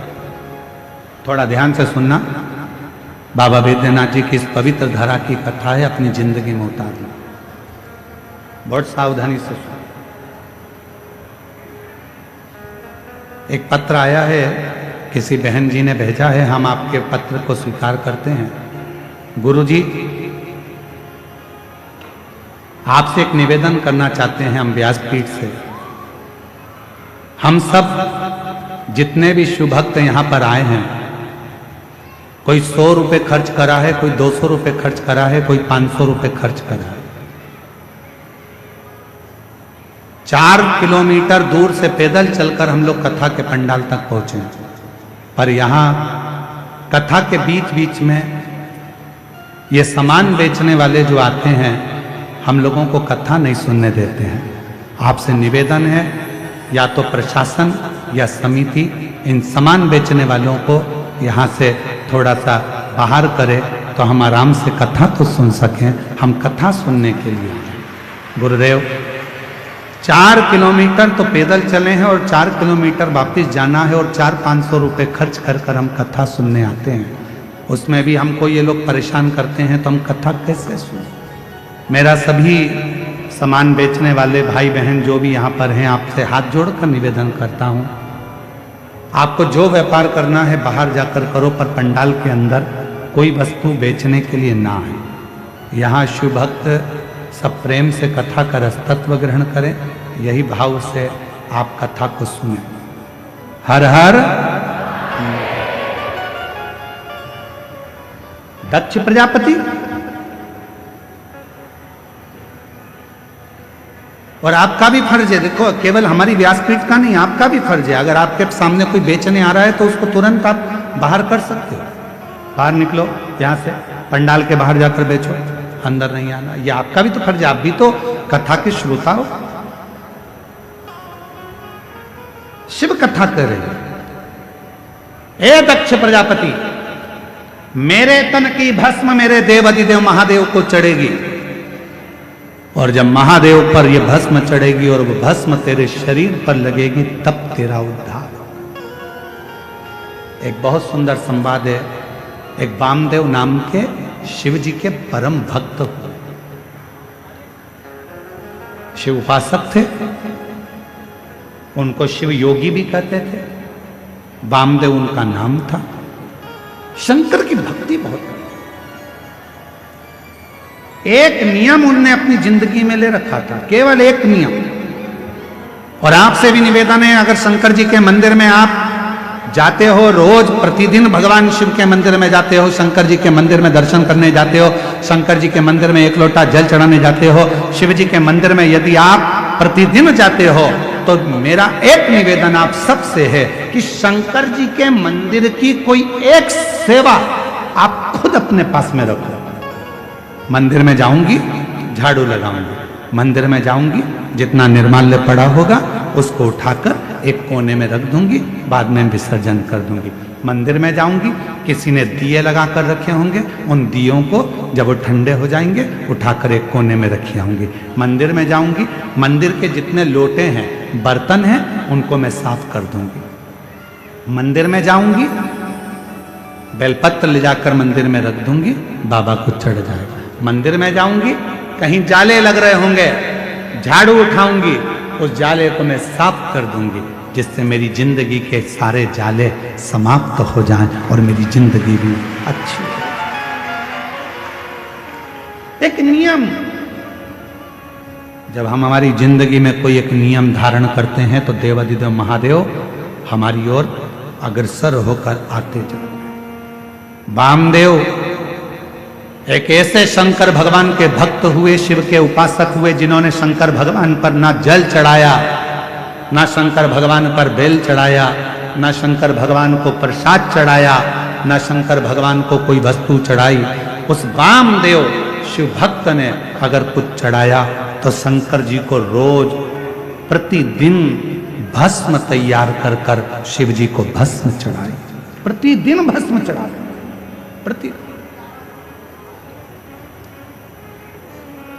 प्रतिदिन भस्म। आप सबको मालूम है ना भस्म कैसे बनाई जाती है? भस्म का नियम क्या है?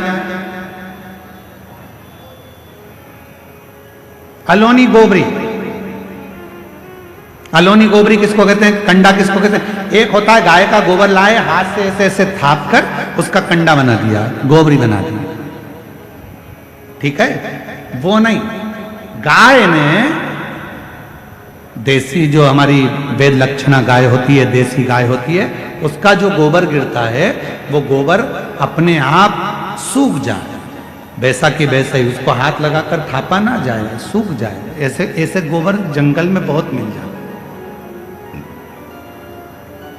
उसको जलाकर अच्छा मुहूर्त देखकर फिर उसको गंगा जल छीट कर उसको जलाकर उसकी जो भस्म तैयार होती है उसको कपड़े से छान कर शिव नाम लेते हुए, शंकर का स्मरण करते हुए, जैसा जैसा शिव महापुराण में वर्णन है भस्म बनाने का, उसका स्मरण करते करते शिव नाम लेते लेते उसको तैयार करा।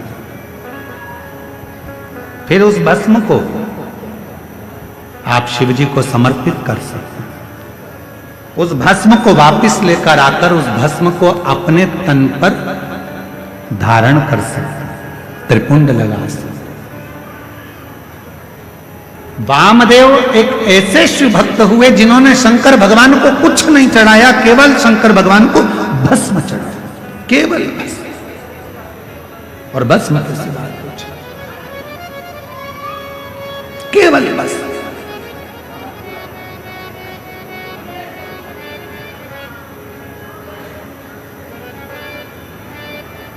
एक दिन क्रौंचारण्य पर्वत के नजदीक में क्रौंचारण्य वन में वो भ्रमण कर रहे थे, और वामदेव शिव भक्त जब क्रौंचारण्य वन प्रदेश में भ्रमण कर रहे थे, भ्रमण करते करते उन्होंने देखा कि शिवलिंग है सामने, भस्म तैयार करी। भस्म तैयार कर कर देवाधिदेव महादेव को चढ़ाकर उस भस्म को अपने तन पर धारण कर रहे थे, लगा रहे थे। तभी वहां एक ब्रह्म राक्षस आ गया, एक ब्रह्म राक्षस।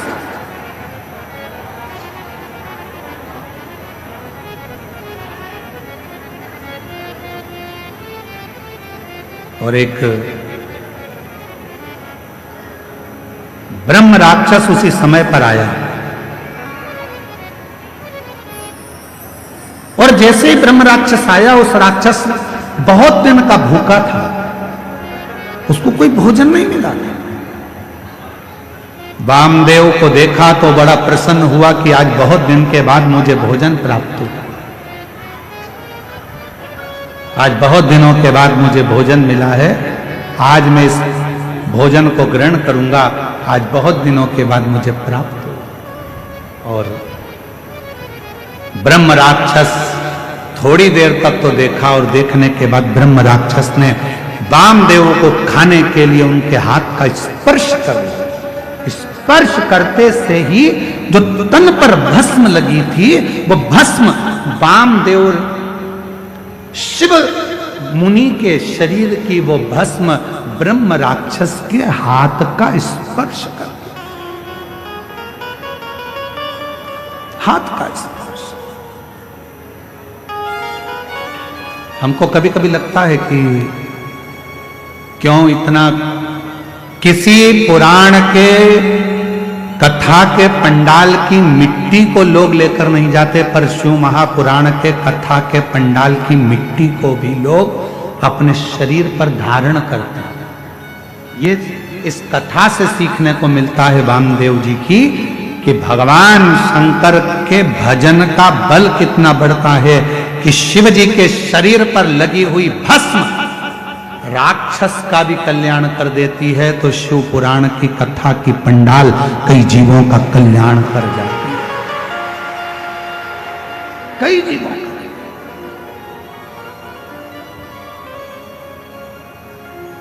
कई जीवों का उद्धार कर। और जो जैसी भावना लाया वो वैसा ही फल पाया, नहीं खाली उसे लौटाया, वो मन ही मन हर्षाया। और कर दिया माला माल काशी वाले ने लुटा दिया भंडार, काशी वाले ने लुटा दिया भंडार, काशी वाले ने कर दिया माला माल, काशी वाले ने। ब्रह्म राक्षस के शरीर से वो भस्म लगी, राक्षस का शरीर छूटा, एक सुंदर राजकुमार सा वेश उसने धारण कर लिया।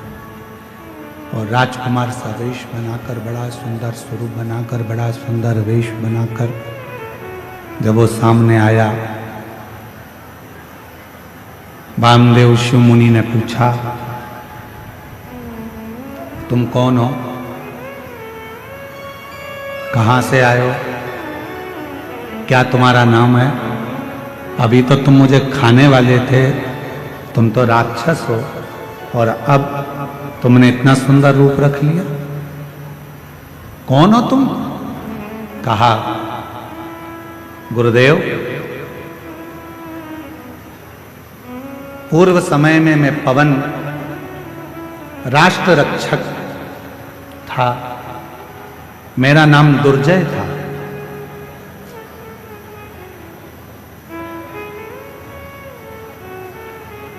रक्षा करना मेरा काम था, मेरा नाम दुर्जय था, मैं रक्षा करता था। एक गलती मुझसे हो गई, ना तो मैं कभी शंकर का उपासना करता था, ना कभी मैं मंदिर शिव जी के गया, ना कभी मैंने शंकर का भजन किया, ना कभी मैंने शिव की आराधना करी, ना साधना करी। और कोई अगर शंकर के मंदिर जाता था, शंकर को लोटा भर जल चढ़ाने जाता था, या शिव की भक्ति कोई करता था, तो उसमें मैं अड़चन उत्पन्न करता था, उसको रोकता था, रोक रहा। मेरी जीजियों, मेरे जीजाओं, मेरी बेटियों, मेरे बेटाओं, मेरी माताओं, मेरे बुजुर्ग माता पिता, स्मरण करिएगा, तुम्हारे मोहल्ले में, तुम्हारे परिवार में अगर कोई शंकर जी को एक लोटा जल चढ़ा रहा है तो चढ़ाने दो। कोई शिव का भजन कर रहा है, करने दो।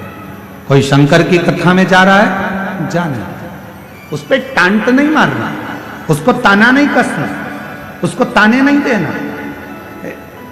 इस बहन ने क्या लिखा, इस बहन ने इस पत्र में लिखा ना कि मेरे जब 22 साल की लड़की मेरी चली गई तो लोगों ने ताना देना प्रारंभ करा। आप कहते हो कि शंकर के मंदिर जाओ, मैं शिव जी के मंदिर जाना चालू करी और मेरे गांव के लोग, मेरे मोहल्ले के लोग मुझे ताना देने लगे। बताओ, 22 साल की लड़की चली गई और ये मंदिर जा रही है, शंकर के मंदिर में जल चढ़ाने जा रही है। निवेदन है, कोई ताना मत दीजिए, कोई अपशब्द मत कहिए। क्यों? तुम तो ताना दोगे, पर उस ताने का जवाब जो दुखी है वो कभी नहीं देता। उस ताने का जवाब तो जिसका वो भजन करती है वो देता। गांव के लोग कहते थे 50 वर्ष की अवस्था होने वाली है, क्या क्या औलाद होगी? क्या वो 22 साल की लड़की वापिस आएगी? पर उसके यहां देर है, अंधेर नहीं। और वो जब कृपा करता है तो छप्पर फाड़ कर दे देता है। जब क्या हो सकता है, क्या दे सकता है? मेरा नाम दुर्जय था, ब्रह्म राक्षस कह रहा है मेरा नाम दुर्जय था।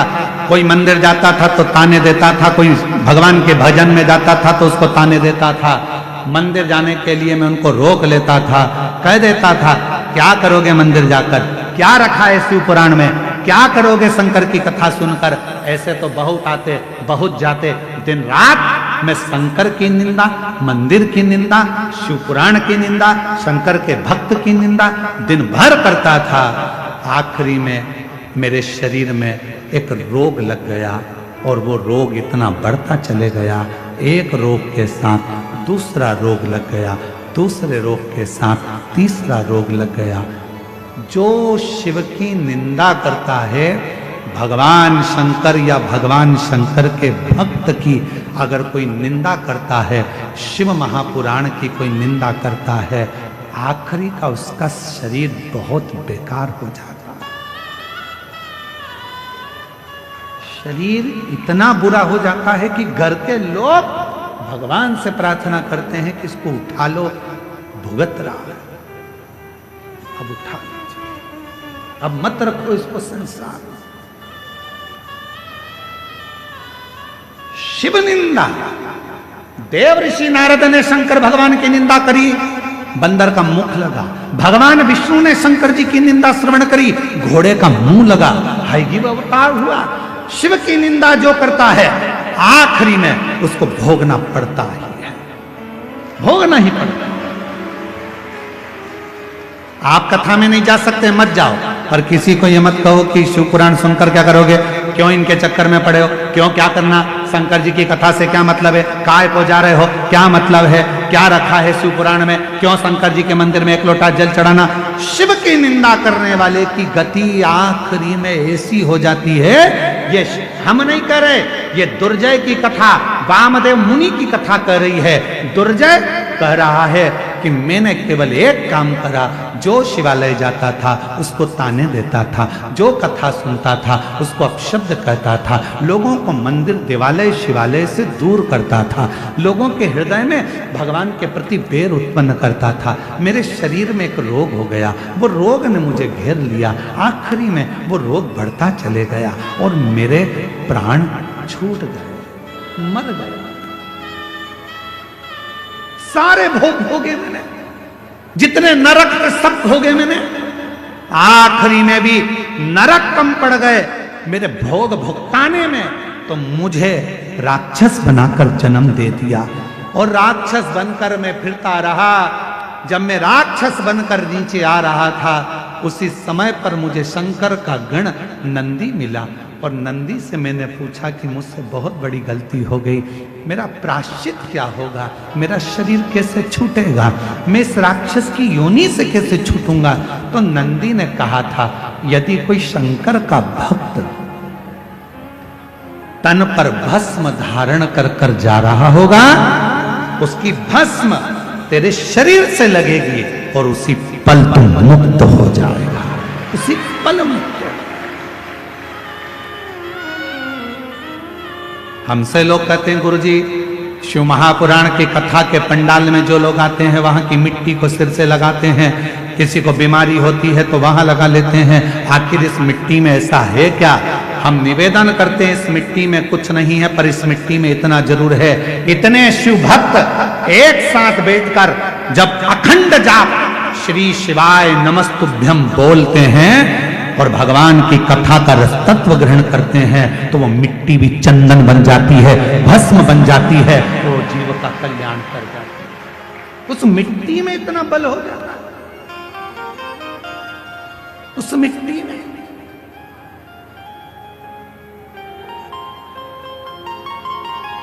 किसी के 10 साल बच्चे नहीं, किसी के 12 साल बच्चे नहीं, किसी के एक पत्र है,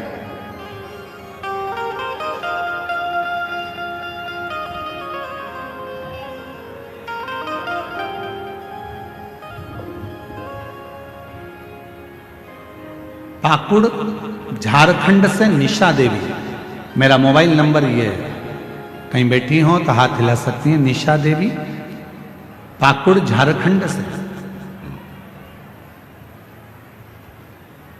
14 फरवरी 2025 को मेरे पति को अचानक शाम में चक्कर आया, वह गिर गए। उनको हम हॉस्पिटल लेकर गए तो वहाँ डॉक्टर ने हमको धुलिया के रेफर कर दिया, आईसीयू में हम लोग उनको रखे। डॉक्टर ने पूरा शरीर पैरालिसिस मार गया, पूरे शरीर में लकवा था, बोल नहीं सकते, ब्रेन के अंदर ब्लड के थप्पे जम चुके थे, ना वो हिलते थे, ना डोलते थे, ना बोलते थे, पड़े रहते। तब डॉक्टर ने कहा कोई गारंटी नहीं, पता नहीं ये कब उठे, शरीर तो पूरा बेकार हो चुका है। तब कैसे हो सकता?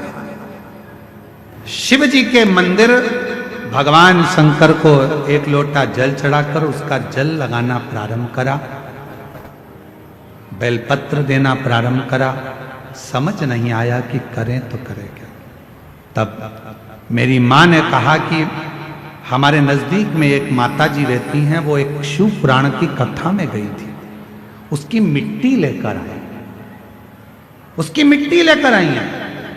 मैं दामाद के लिए वो मिट्टी लेकर आ रही हूं। मेरी मां दामाद के लिए मिट्टी लेकर आई, शरीर पर हमने उसी मिट्टी को ले जाकर लगाना चाहा, पर डॉक्टरों ने मना कर दिया।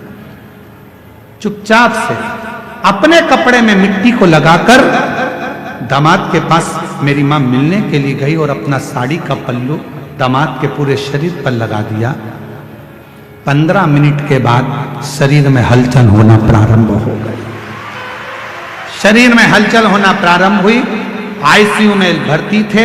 धीरे धीरे बाबा की ऐसी कृपा हुई, डॉक्टर तो बोले थे ये कभी जिंदगी में चल पाएंगे ना चल पाएंगे, समझ पाएंगे ना समझ पाएंगे।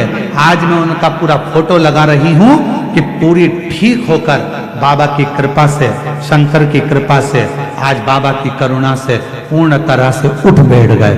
ये शिव क्या है, शिव की रज में क्या है, शंकर की कथा में क्या है, शिव महापुराण में क्या है, सीहोर के रुद्राक्ष में क्या है, कंकर शंकर की पूजा में क्या रखा है, कुबरेश्वर धाम में क्या है, बाबा बैद्यनाथ की धरा पर। ये तो आपको बाद में मालूम पड़ेगा जब पूरी 7 दिन की कथा हो जाएगी। आप जब अपने घर जाओगे और घर जाने के बाद 3 महीने के अंदर मालूम पड़ेगा कि तुमने कथा में जो मांगा था मेरे बाबा ने तुम्हें दिया कि नहीं दिया।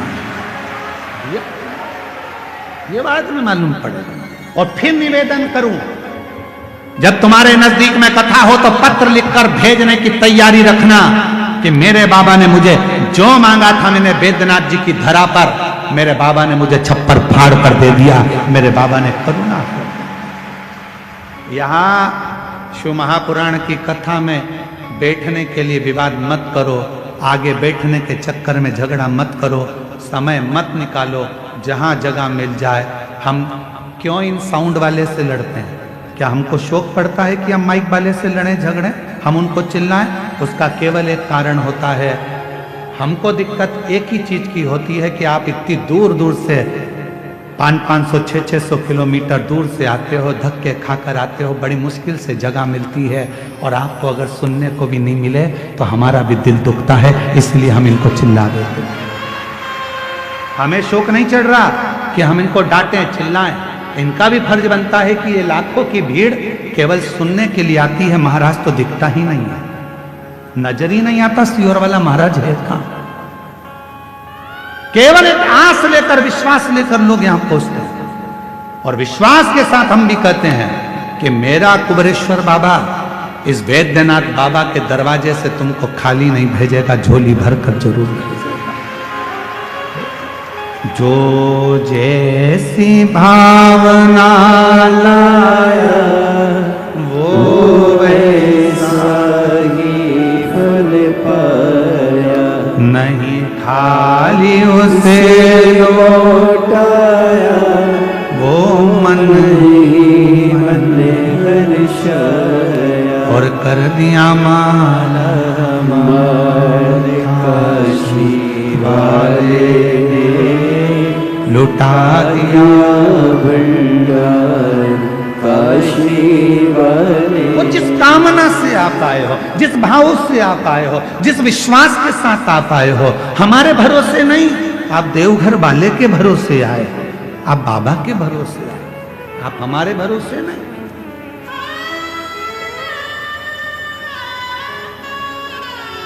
हमारी सामर्थ्यता नहीं कि हम आपको कुछ दे सके, कुछ प्रदान कर सके। यहाँ कथा में उत्तर प्रदेश के कानपुर से लालू सोनी जी आए, ये बैठे हैं। एक बार हमने इनसे कहा, क्यों लालू भैया तुम रोज ग्रुपों में व्हाट्सएप पर बाबा की रोज थोड़ी थोड़ी कथा रोज डालते हो, लोग सुनते हैं, तुम्हारे को ऐसी भाव अंदर से कैसे आ जाता है? तो ये कानपुर वाले लालू सोनी जी कहते हैं, गुरुदेव हमको रात में शिव जी खुद ऐसी प्रेरणा दे देते हैं कि सवेरे बाबा की ये कथा डालना है और लोग सुनेंगे, जीवन में उतारेंगे और अपने आप उसका फल प्राप्त होगा। हम धन्यवाद देते हैं आपको। शिव प्रेरणा खुद देते हैं, शंकर खुद प्रेरणा देंगे, आपको क्या करना है। राक्षस कह रहा है, ब्रह्म राक्षस कह रहा है मेरा नाम दुर्जय था, खूब निंदा करी मैंने शिव की, खूब अपशब्द कहे मैंने शंकर को, आखिरी में मेरा शरीर चले गया।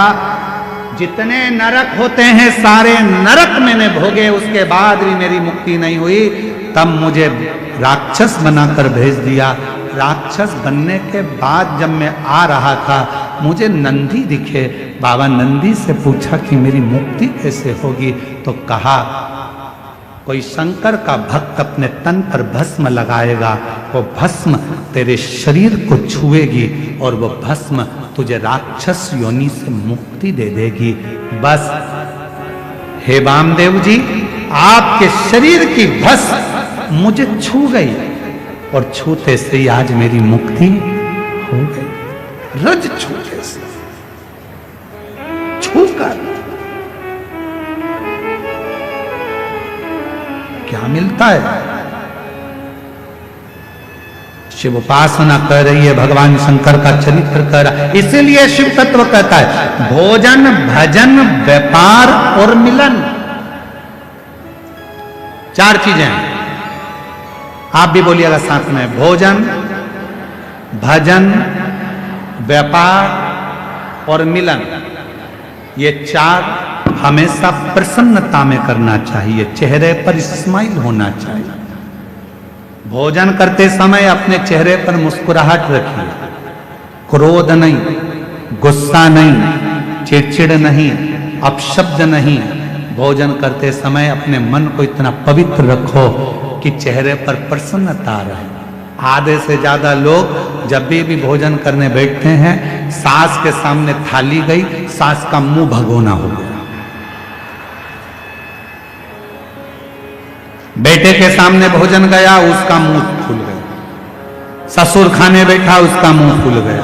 पति जीमने बैठा, पति का मुंह फूल गया। जेठानी कुछ करने बैठी, चाय पीने बैठी, इतनी शक्कर डाल दी, इतनी पन्ना दी, ऐसा कर दिया वैसा, आधी चाय तो वहीं खराब हो गई। चाय वहीं खराब हो गई, स्वाद से बनाई थी, प्रेम से बनाई थी, बोलते से बेकार हो गई, खराब। भोजन करते समय अपने चेहरे पर बोलो बोलो जम के स्माइल रखिए, मुस्कुराहट रखिए। दूसरे नंबर पर भजन करते समय, कथा सुनते समय, भगवान के मंदिर जाते समय, एक लोटा जल चढ़ाते समय अपने चेहरे पर पूरी पूरी स्माइल रखिए, फुल स्माइल, फुल। फोटो खिंचवाएं आप लोगों ने? अरे बोलो तो जम के खिंचवाएं फोटो। फोटो वाले के दुकान पर कितने भी तैयार होकर चले जाओ, फोटो वाले की दुकान पर कितना भी मेकअप कर कर चले जाओ, आखिरी में फोटो वाला जब फोटो खींचने खड़ा होता है, कैमरा लेता है, बटन दबाता है, बटन दबाते समय आपसे एक बात कहता है, जब आप सिर पे पल्लू डालकर बैठ जाती हो तब फोटो वाला बोलता है, मां स्माइल प्लीज। बोलो बोलता है कि नहीं बोलता? क्यों बोलता है? तुम्हारे मेकअप से फोटो अच्छा नहीं आएगा, तुमने कितनी भी अच्छी हेयर स्टाइल बनाई हो उससे फोटो अच्छा नहीं आएगा, कपड़े कितने भी अच्छे पहने हो उससे फोटो अच्छा नहीं आएगा। फोटो यदि अच्छा आएगा तो तुम्हारे चेहरे की थोड़ी सी स्माइल से आएगा, तुम मुस्कुरा दिए, फोटो अच्छा, मुस्कुरा। इसलिए हमने देखा जब भी कोई सेल्फी लेता है ना तो मुस्कुरा, प्रसन्न।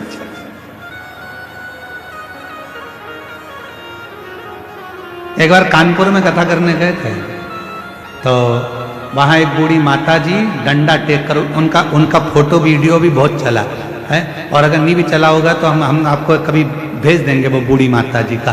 वो बहुत बूढ़ी सी, सफेद बाल, हाथ में डंडा और कांपता हुआ शरीर, और वो हमारा हाथ पकड़कर बोली, एक सेल्फी लेना है वो वीडियो तुम्हारे पास में, आज ग्रुप में डाल दीजिए सबके। एक बूढ़ी माँ, वो डंडा हाथ में और हमारा हाथ पकड़ कर एक सेल्फी लेना। अब मुंह में दांत नहीं, शरीर में आंत नहीं, हाथ धूज रहे,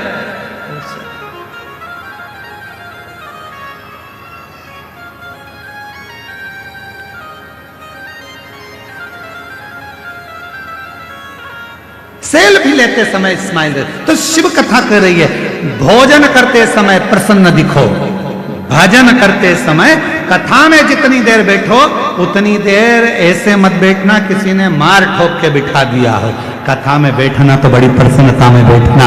मेरे बाप के घर आई हूं, अपने पापा से कहने के लिए आई हूं, मैं अपने बाबुल से बात करने आई हूं, बाबा से बोलूंगी, भोला सब दुख काटो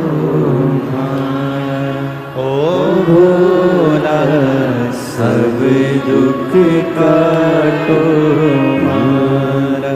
शिव शंकर जपू तेरी माला भोले बाबा जपू तेरी माला।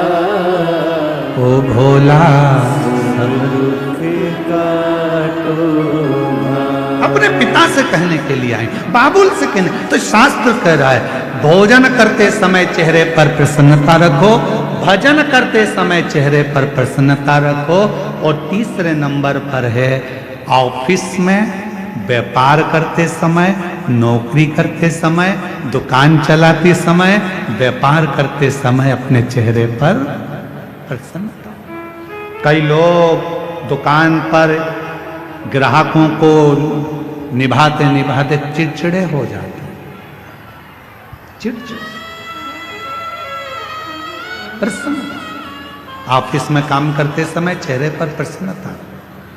और चौथे नंबर पर है मिलन, भोजन, भजन, व्यापार और मिलन। मिलन मतलब किसी से भी मिलो, आप यहां पर भी किसी से मिलो, आप कहीं पर भी जाओ, कोई से भी मिल रहे हो, उस समय पर तुम कुछ मत दे सको। कोई गुलदस्ता नहीं है, कोई माला नहीं है, कोई फूल नहीं है, मिठाई का डब्बा नहीं है, देने के लिए फल की टोकनी नहीं है, तो निवेदन है अपने चेहरे की प्रसन्नता दे दीजिए, उसको स्माइल दे दीजिए, वो भी प्रसन्नता। प्रसन्नता। सती मैया ने बस अपने पिता से क्या मांगा था? माता सती अपने पिता से कुछ नहीं मांगी थी, केवल इतना ही मांगा था कि मेरे पति का सम्मान करो, मेरे पति का आदर करो। माता सती ने केवल इतना ही मांगा,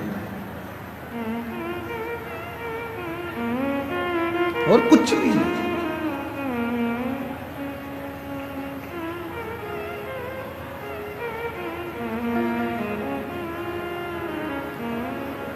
तेरे दरबार की बाबा निराली शान देखी है, तेरे दरबार की बाबा निराली शान देखी है।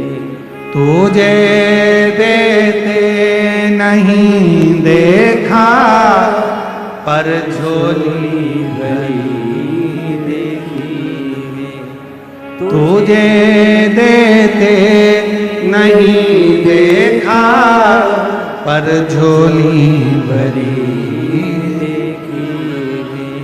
मुख दुनिया मोड़ेगी बाबा तू खेड़ा मोड़े। मुख दुनिया मोड़ेगी बाबा तू खेड़ा मोड़े। मेरी लगी परी नीनो बाबा तू बेला। उससे प्रेम स्नेह याद रखना। कपड़े में कपास होता है, वृक्ष में बीज होता है, और शिव महापुराण की कथा में स्वयं शिव होता है। कपड़े में कपास होता है, वृक्ष में बीज होता है, और शिव महापुराण की कथा में स्वयं शिव होता है। शंकर को पाने का केंद्र बिंदु है ये शिव महापुराण की कथा। सती ने कहा, मेरे बाबुल मुझे कुछ नहीं चाहिए, मेरे पिता अगर देना चाहते हो तो मेरे पति को सम्मान दीजिए, आदर दीजिए, सत्कार दीजिए, उनको स्थान दीजिए, पर आप वो भी नहीं दे पाए। आखिरी में माता सती अपने प्राणों को त्याग दी। क्या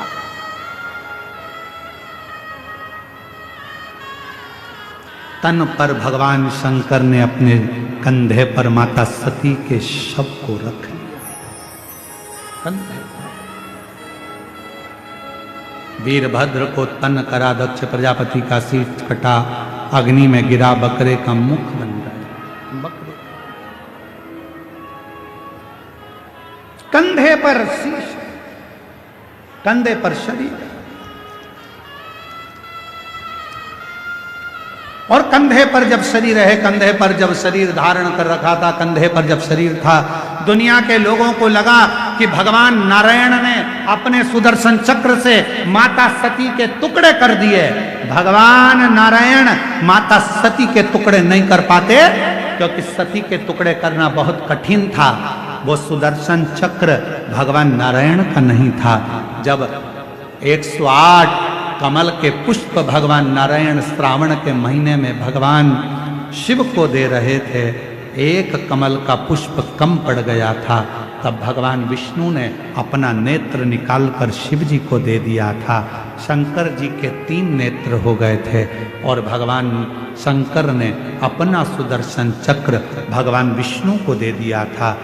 तो वो सुदर्शन चक्र भगवान विष्णु का नहीं था, शिव के चक्र से, शंकर भगवान के सुदर्शन चक्र से माता सती के टुकड़े हुए। भगवान नारायण के चक्र से बहुत मुश्किल था टुकड़े होना, शरीर के टुकड़े। जगत कल्याण के लिए वो टुकड़े करे गए कि ये माता सती के शरीर के टुकड़े जब भूमि पर गिरेंगे, ये रज भूमि पर जब गिरेगी, माता का जब शरीर का जो भस्म भूमि पर गिरेगी, संपूर्ण जगत का उद्धार होगा। लोग जब ये शक्तिपीठ पर जाएंगे, शक्तिपीठ की भूमि पर जाएंगे, उस भूमि पर चरण रखेंगे, इनका कल्याण हो जाएगा। माता सती के तन की भस्म इनके शरीर पर लगेगी, इनका उद्धार हो जाएगा।